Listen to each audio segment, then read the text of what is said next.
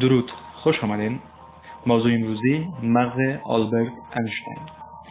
مغز آلبرت انیشتین همچنان یکی از موضوعات جالب برای تحقیق و مطالعه دانشمندان بوده است، زیرا وی یکی از سرشناس‌ترین نوابغ قرن بیستم شناخته می شود. 7 سال پس از مرگ آلبرت در سال 1955 مغز آلبرت بدون اجازه از خانواده‌اش توسط دوماس بیرون آورده شد. دوماس مغز انیشتین را به خانه‌اش برد و آن را داخل یک ظرف شیشه دهانگشاد نگهداری کرد. هرچند او بعد از انجام این کار از محل کارش که مخصوص تشریح اجساد بود اخراج شد. در سال بعد آروی پسر بزرگ انیشتین برای مطالعه و بررسی مغز پدرش اجازه گرفت و تکه‌هایی از مغز انیشتین را برای دانشمندان مختلف در سرتاسر دنیا فرستاد. یکی از این دانشمندان به نام مریان دایمن بود که در دانشگاه UC تدریس می‌نمود.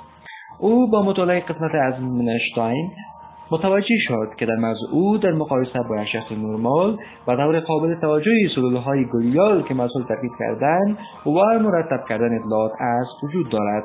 در مطالعه دیگری پروفسور ویتلسون فهمید که مغز آلبرت دارای کمبود یک جین خاصی از مغزش است که شکاف سیلویان نامیده می شود. ویتلسون مشاهده کرد که نسخه‌بندی غیر معمول اجازه می دهد به اعصاب‌ها در مغز آلبرت که بهتر با دیگران رابطه برقرار کند. تشکر.